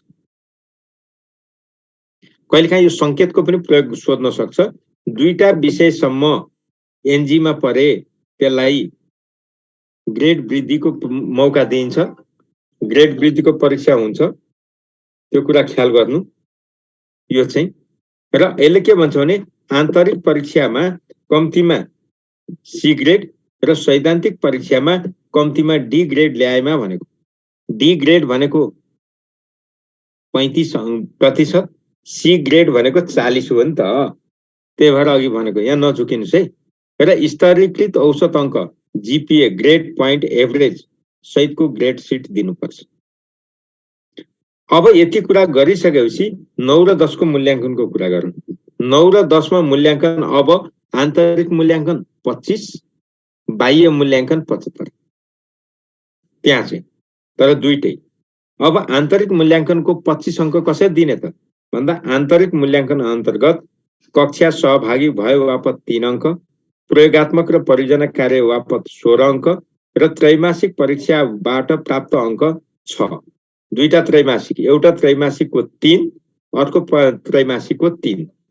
यसरी यो अंकभार विभाजन गरिएको छ। अब यो 16 अंकलाई पनि गणित र नेपाली र अंग्रेजीमा फरक गरेको छ। एउटा त्यहाँनेरि सुनाइ बोलाइमा 6 गरेको छ के अरे, अर्कोमा 10 के गरेको छ, त्यो हामी अहिले पछि आउँछौँ है। यो 16 लाई पनि ब्रेकडाउन गरेको छ नेपाली र अंग्रेजीमा मात्रै, अरूमा छैन। अनि त्रैमासिक परीक्षाको 75% अंक भारमा परीक्षा सञ्चालन गर्ने, त्रैमासिक परीक्षा सञ्चालन गर्दा 75% अंक भारमा परीक्षा सञ्चालन गर्ने र 6 अंक भारमा रूपान्तरण गर्ने। अघिको चाहिँ 50 पूर्णाङ्कमा लिने, यहाँ चाहिँ 75 पूर्णाङ्कमा लिने, यसले त्यो भनेको। र वर्गान्तरको त यो हामी भनिहाल्छौँ, यसमा अरू जान्नु पनि परेन।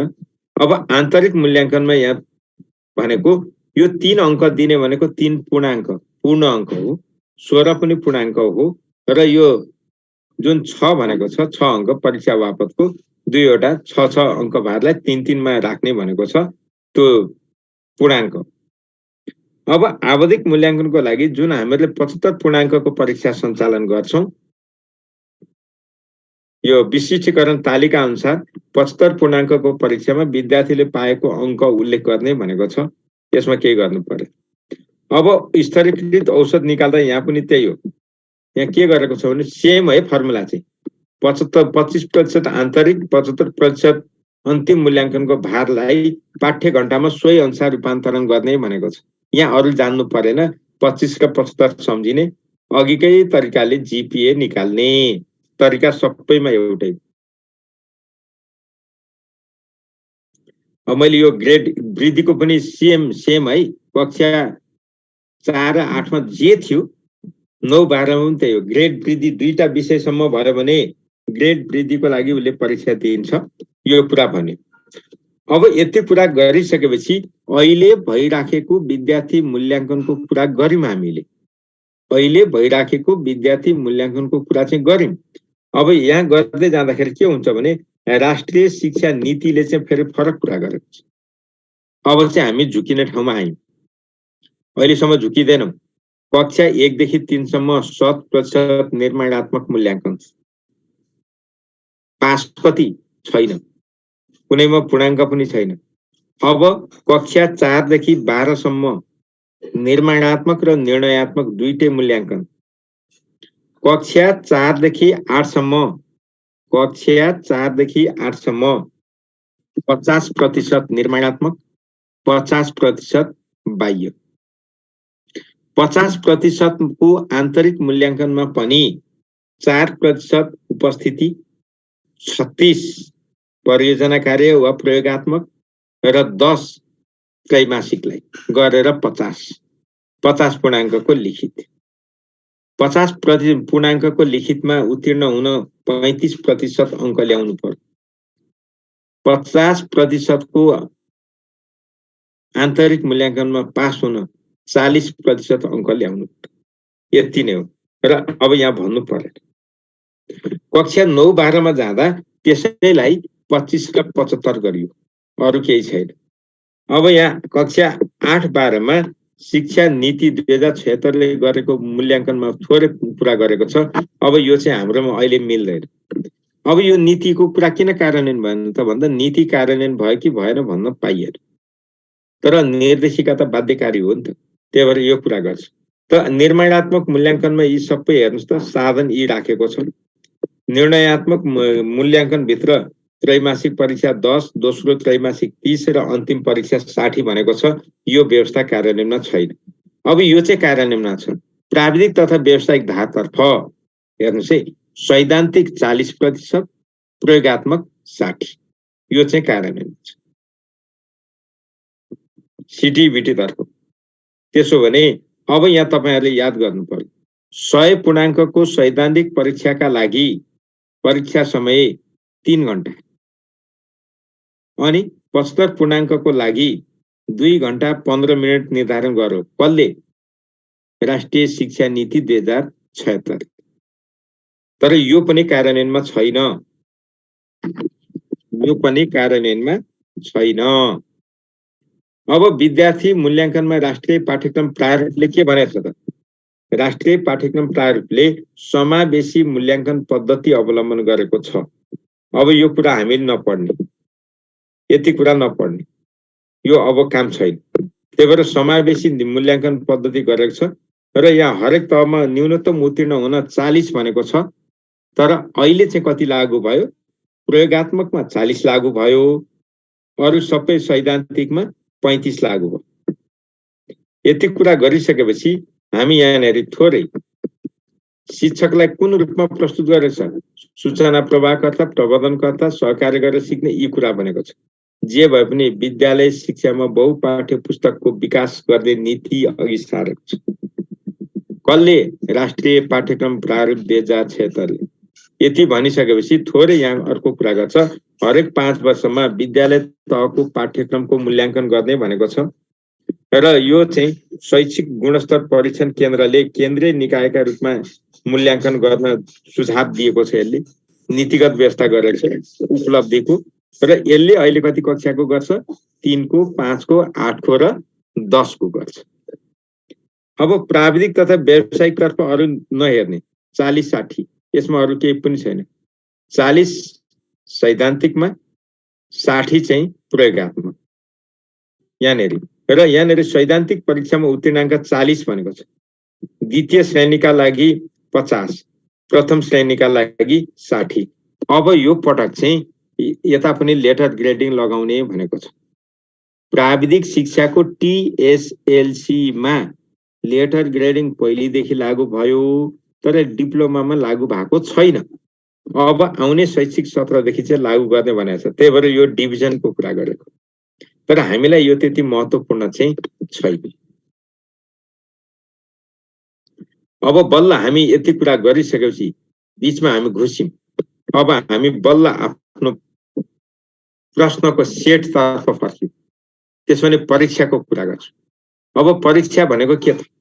टेस्ट, मूल्याङ्कनको कुरा गर्यौं है। हामीले टेस्ट एन्ड इभ्यालुएसन भन्थ्यौं। पहिला टेस्ट गरेर इभ्यालुएसन गरेको भए हुन्थ्यो। पहिला हामीले इभ्यालुएसन पढ्यौं, अब टेस्ट पढ्छौँ। त गुण परीक्षण गर्ने प्रक्रियालाई हामी टेस्ट भन्दो रहेछौँ। मापन र मूल्याङ्कनको साधन जे भने पनि हुन्छ। त यसको मुख्य उद्देश्य के त भन्दा श्रेणीकरण गर्ने, सिकाइ समस्या पहिचान गर्ने, क्षमता पहिचान गर्ने, स्थान निर्धारण गर्ने, परामर्श गर्ने, पाठ्यक्रममा सुधार गर्ने, सूचना उपलब्ध गराउने इत्यादि। अब यहाँनिर परीक्षा चाहिँ कति किसिमका हुन्छन् भन्न सकिन्न। त्यही भएर यो कताबाट सोध्छ त्यही अनुसार। अब यहाँनिर आउँदाखेरि एउटा विषयगत परीक्षण भनेर भन्यो। त्यसो भने विषयगत परीक्षणको गर्ने तरिका के हुन्छ? जम्मा 5 वटा तरिकाबाट विषयगत प्रश्नको उत्तर जाँच गरिन्छ, कपी परीक्षण गरिन्छ। कपी परीक्षण गर्ने तरिका 5 वटा। एउटा प्रश्नगत अङ्कन विधि, जतिवटा प्रश्न लेखेको छ त्यतिवटा प्रश्नलाई अङ्क दिनु। बुँदा अङ्कन विधि, बुँदा भनेको एउटा प्रश्नको उत्तर लेख्दा कतिवटा बुँदा लेखेको छ त्यसको आधारमा अङ्कन गर्नु। श्रेणी मापन वा समूहगत अङ्कन विधि, यो भनेको अति उत्तम, उत्तम जस्तो अघि भनेको थियौँ त्यसरी, अथवा समूहले निर्धारण गर्ने। 2 वा 2 जना भन्दा बढी परीक्षणकर्ताले एक ठाउँमा बसेर उनीहरूले अङ्कन गर्ने विधि। अर्को भनेको नाम नहेरी कोडको आधारमा अङ्कन गर्ने, जस्तो SE को पहिले थियो, अहिले त त्यस्तो गरेको छैन। शिक्षक सेवा आयोगको चाहिँ हो। शिक्षक सेवा आयोगले तपाईहरुको सेकेन्ड पेपरको मूल्याङ्कन गर्दा यही गर्छ। अनि एउटै उत्तर पुस्तिका एक भन्दा बढी परीक्षकबाट परीक्षण गर्ने। यो किन गरेको त? यो सबै विश्वसनीयता कायम गर्न, मापनमा एकरूपता ल्याउन, अङ्कनमा एकरूपता कायम गर्न, अर्थात् विश्वसनीयता बढाउन। अब यति कुरा गरिसकेपछि यो सबै हामीले गर्दै आएको विषयगत परीक्षणको स्वरूपको कुरा गर्यौं। अब अर्को स्तरयुक्त परीक्षणको स्वरूपमा जाउँ त। यी सबै हुन् र हामी कहाँ उपलब्धि परीक्षण छ। स्तरीकृत परीक्षाको कुरा गरेको है। स्तरीकृत परीक्षाभित्र यो सबै पर्छ। हामी कहाँ उपलब्धि परीक्षण छ, यो शैक्षिक गुणस्तर परीक्षण केन्द्रले गर्छ। अनि शिक्षक निर्मित परीक्षा छ। शिक्षक निर्मित त अघि हामीले भन्यौं, लिखित, मौखिक, प्रयोगात्मक र श्रवण, यति कुरा गर्यौं। अब यो मानकमा आधारितको कुरा गरेको छ। मानकको र मापदण्ड, यसको हामीले हिजै पढेको भएर यसलाई यहाँ फेरि दोहोर्याएर गर्दैनौँ। यसलाई फेरि हामी यहाँ दोहोर्याएर हेर्दैनौँ है। यो हाम्रो परीक्षाको लागि त्यति धेरै महत्त्वपूर्ण पनि छैन र हामीले यो हिजै पढिसकेको भएर यसको बारेमा हामी यहाँ हेर्दैन। अब स्तरयुक्त परीक्षाको थोरै विशेषता हामी हेरौँ। यो विशेषज्ञबाट गरिन्छ।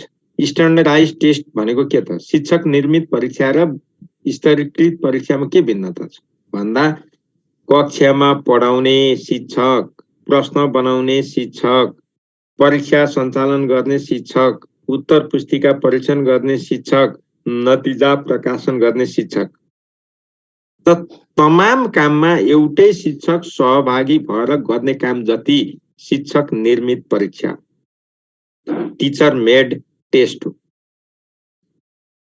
तर पढाउने काम शिक्षकको, प्रश्न बनाउने विज्ञको, परीक्षा प्रशासन गर्ने काम प्रशासनको, प्रशासकको, उत्तर पुस्तिका परीक्षण गर्ने विज्ञको, नतिजा प्रकाशन गर्ने प्रशासनको। यसरी अलग अलग काम अलग अलग विज्ञता भएका व्यक्तिबाट गरिनेलाई स्तरीकृत परीक्षण भन्यो, स्तरीकृत टेस्ट भन्यो, स्ट्यान्डर्डाइज्ड टेस्ट भन्यो। साँच्चै भन्यो भने स्ट्यान्डर्डाइज्ड टेस्ट नेपालमा छैन, तर दाबी गरिएको छ कक्षा 10 कक्षा 12 हो भनेको छ। सरकारले हो भनेपछि हामीले हो भन्नु पर्यो। नत्र स्ट्यान्डर्डाइज्ड टेस्टको उदाहरण चाहिँ के हो भने आइएलटीएस, टफेल, जीआरई, जीम्याट यिनीहरू छन् नि, त्यो हो। अब यति भनिसकेपछि स्तरयुक्त परीक्षामा विश्वसनीयता पनि हुन्छ, वैधता पनि हुन्छ। तर शिक्षक निर्मित परीक्षामा दुवै नहुन सक्छ, हुन्छ भन्ने अवस्था रहँदैन। अब स्तरयुक्त परीक्षाको मुख्य उद्देश्य के हो त? स्तर निर्धारण गर्नु, व्यावसायिक एवं शैक्षिक परामर्श दिनु, पाठ्यक्रम पाठ्यपुस्तक शैक्षणिक योजनामा सामयिक सुधार ल्याउनु, यो छँदैछ। अब यहाँबाट हेर्यौँ भने हामी यसलाई बुझ्न सक्दछौँ। यसलाई बुझ्ने सबभन्दा सजिलो तरिका के हो भने यहाँबाट हेरौँ त। शिक्षक निर्मित परीक्षा सबै शिक्षकले बनायो, अर्को विज्ञको सहभागिता भयो, यसमा भन्नु परेन। अनि शिक्षक निर्मितमा पृष्ठपोषण हुन्छ, यता हुँदैन। विश्वसनीयता र वैधता त परीक्षण गर्छ उसमा, यसमा हुँदैन। शिक्षक निर्मित परीक्षाको प्रश्न सामान्यतया पाइलटिङ गरिँदैन, तर स्तरीकृतमा त्यो नगरिकन गर्न पनि पाइँदैन। त्यही भएर त्रुटि कम हुन्छ, शिक्षक निर्मितमा त्रुटि बढी हुन्छ। अब स्तरीकृत परीक्षाका विशेषता भनेर यहाँ दिएको छ, यो हेर्नु होला। यसमा केही कुरो भएन, यसमा मानक नभइकन हुँदैन। तुलनात्मक अध्ययन गर्न, शिक्षणीय कार्यमा सुधार ल्याउन, शैक्षिक निर्णय लिन बढी उपयोगी हुन्छ भने। यति भनिसकेपछि अब वस्तुगत र विषयगत परीक्षाको कुरा आउँछ। यो त हामी गर्न सक्छौँ, यसमा मैले भन्नु नपर्ला। विद्यार्थीका मौलिक उत्तर, सृजनशीलता जस्ता पक्ष विषयगतमा समेटिन्छ। वस्तुगतमा त्यो सबै के पनि समेट्ने ठाउँ हुँदैन, मौलिक उत्तरका लागि स्थान हुँदैन। यहाँनिर यो भनेकै छ, अरू त हामीले यहाँ जान्नुपर्ने पनि छैन। अब विषयगत परीक्षामा अङ्कनमा विविधता हुन्छ, उत्तर कुञ्जिका चाहिन्छ, दक्ष एवं कुशल तालिम प्राप्त शिक्षक चाहिन्छ। तर प्रश्न निर्माणमा नवप्रवेशी शिक्षकले पनि गर्न सक्छ। वस्तुगत परीक्षामा आन्सर की चाहिन्छ, प्रश्न निर्माण गर्न विशेषज्ञ शिक्षक चाहिन्छ, विशेष गरी बहुवैकल्पिक प्रश्न निर्माण गर्न। त विद्यार्थीका घोकन्ते ज्ञानको परीक्षण गर्छ, विषयगतले मौलिक बुझाइ तहको प्रयोग गर्छ। यो कुरा हामीले यहाँ भनेका छौँ, यो गर्दैन। अब यो विषयगत परीक्षाको अघि हामीले कुरा त गर्यौँ। अब यहाँनिर निबन्धात्मक प्रश्न भनेको के हो त? शक्ति। अब यो चाहिँ तपाईँले विशेष यहाँ हेर्नुहोस् है, तपाईँलाई जाँचमा चाहिँ यताबाट सोध्छ नि भन्दा भन्दै पनि फेरि अन्त बहकिनु होला। शक्तिको परीक्षण गर्छ, बौद्धिक क्षमताको मापन गर्छ, प्रश्न संख्या थोरै, अङ्कभार बढी, भाषागत शुद्धता हेर्छ, मौलिक शैली हेर्छ, विश्लेषण क्षमता, यी सबै कुरा हेर्छ। समालोचनालाई पनि स्थान दिन्छ, सृजनशीलता पनि जान्छ।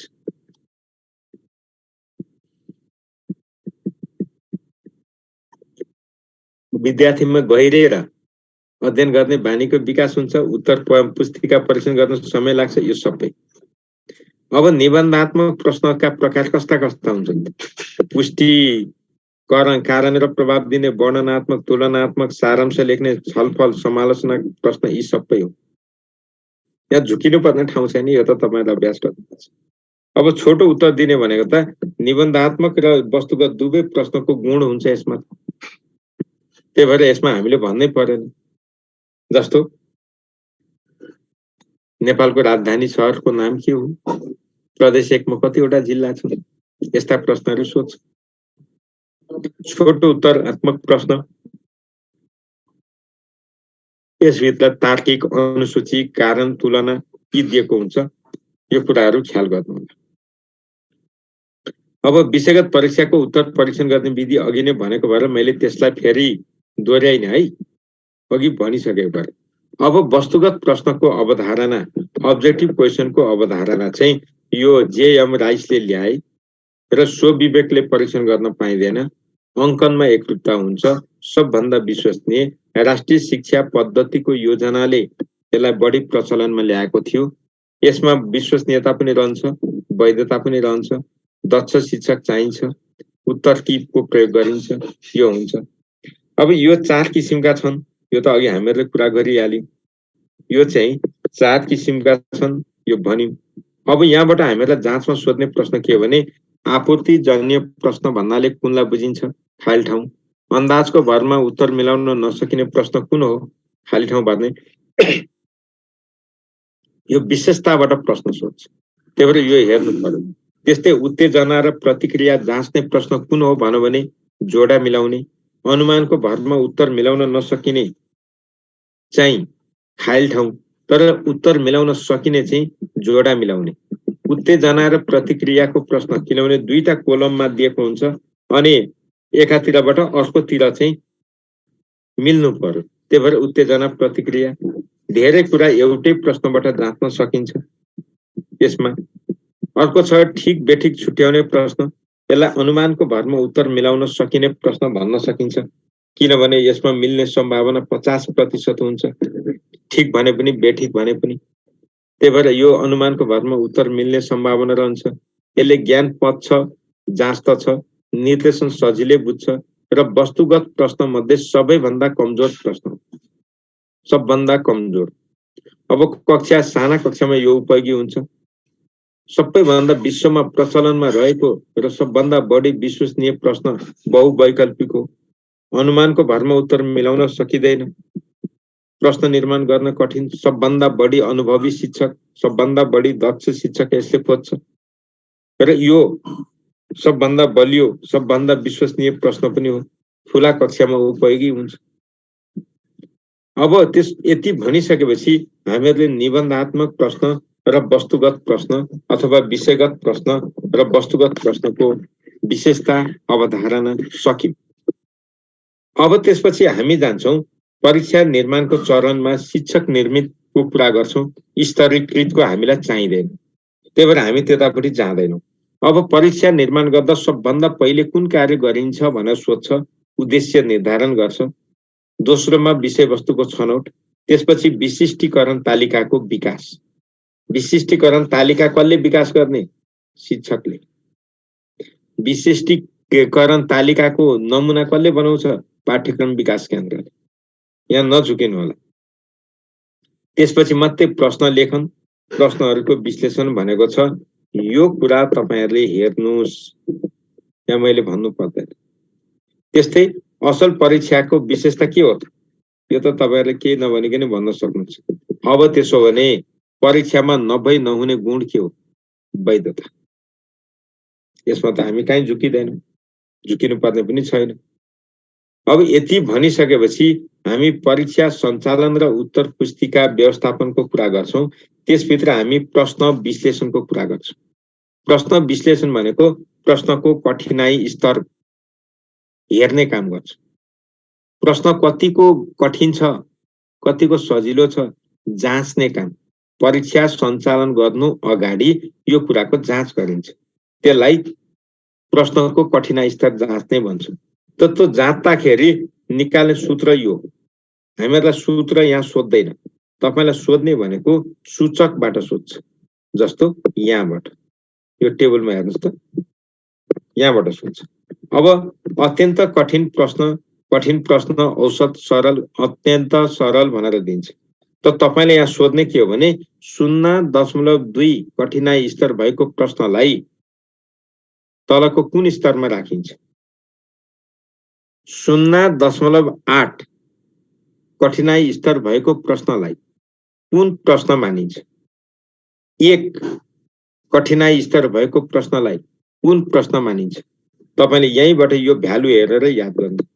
0.2 भन्यो भने अत्यन्त कठिन, 2 देखि 4 को बीचको कठिन, अनि 8 देखि 1 छ भने अत्यन्त सरल। अब यसले के भन्छ भने अत्यन्त कठिन प्रश्न पनि सोध्नु हुँदैन परीक्षामा र अत्यन्त सरल प्रश्न पनि सोध्नु हुँदैन। तपाईलाई पनि त्यही नियम लागू हुन्छ। शिक्षक सेवा आयोगले पनि अत्यन्त कठिन अत्यन्त सरल प्रश्न सोध्दैन, ध्यान दिनु। त्यही भएर विद्यार्थी उपलब्धिको परीक्षणमा 0.3 देखि 0.7 कठिनाई स्तरका भएका प्रश्नलाई उत्तम मानिन्छ। त्यस्ता प्रश्न सोधिनुपर्छ। यसले यसरी यहाँ भनेको छ, यति अंक हामीहरूले जान्नु पर्यो, अरु जान्नु पर्दैन है। यहाँ नझुकिनु होला, फेरि धेर पढ्न थालिहाल्छ। अब विभेदीकरण सूचक भनेको जान्ने र नजान्ने विद्यार्थीले गर्ने प्रश्न। जान्ने विद्यार्थीले कठिन प्रश्न मिलाउँछ, नजान्ने विद्यार्थीले सजिलो प्रश्न मिलाउँछ। अब यो छुट्याउने सूत्र सोध्दैन है, सूत्र चाहिँ तपाईले याद नगर्नु होला। यहाँनेरि पनि तपाईलाई यसको भ्यालु दिन्छ। त्यसो हो भने हामीले के थाहा पाउनु पर्यो भने विद्यार्थीको उपलब्धि परीक्षणमा समावेश गरिने प्रश्नहरूको विभेदीकरण क्षमता कुनलाई कति हुनुपर्छ भनेर सोध्छ। 0.2 देखि 0.8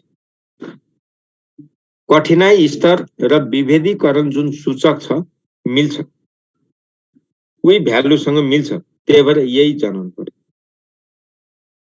अब त्यसपछि अर्को हामीलाई यहाँबाट सोध्ने चाहिँ के हो भने विश्वसनीयता भन्नाले के बुझिन्छ भन्दा प्राप्ताङ्कको स्थिरतालाई बुझाउँछ।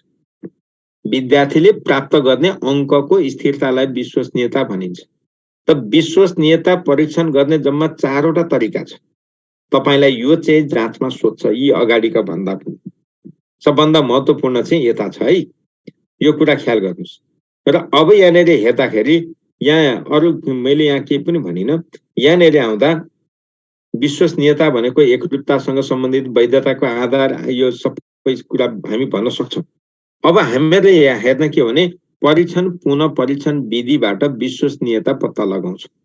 अब यो कार्ल पियर्सनको सूत्र हो, यो सूत्र याद नगर्नुस्, त्यतापट्टि नलाग्नुस्। तपाईले गर्ने के हो भने विश्वसनीयता गणना गर्ने सूत्र कुन हो भन्यो भने परीक्षण पुनः परीक्षण।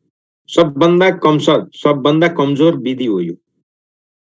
विश्वसनीयता गणना गर्ने सबैभन्दा कमजोर तरिका परीक्षण पुनः परीक्षण। यो भनेको कस्तो त, अघिल्लो शनिबार तपाईले जाँच दिनुभयो, यो शनिबार पनि जाँच दिनुहुन्छ, तर प्रश्नपत्र एउटै हुन्छ। तपाईलाई थाहा हुँदैन र तपाईलाई अघिल्लो पटक जाँच दिएर त्यसको फिडब्याक पनि दिएको हुँदैन। त्यसो गर्दा अघिल्लो प्रश्न शनिबार र आउने शनिबार उति नै अंक आयो भने, एउटै अंक आयो भने त्यो प्रश्न विश्वसनीय नत्र विश्वसनीय होइन।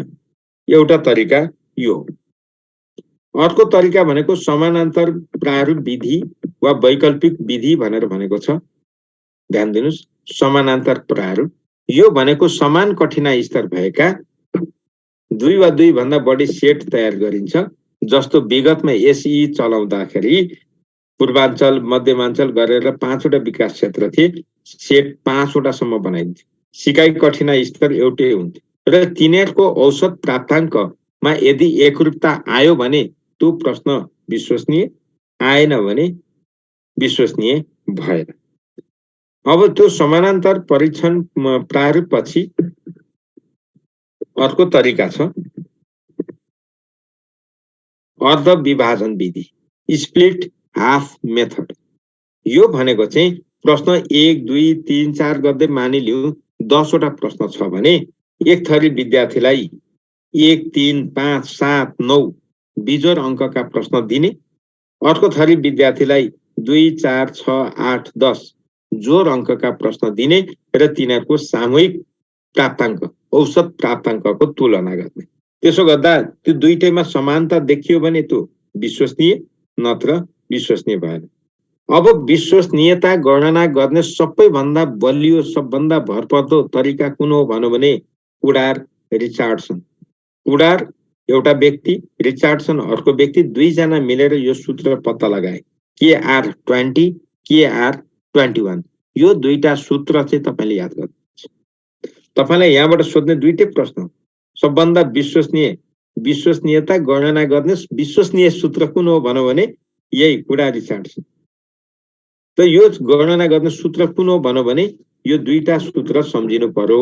त्यो कुरा चाहिँ हामीले याद गर्नुपर्छ। अन्त ध्यान नदिनुस् है, यहाँ सबै अब अन्त जानु भएन।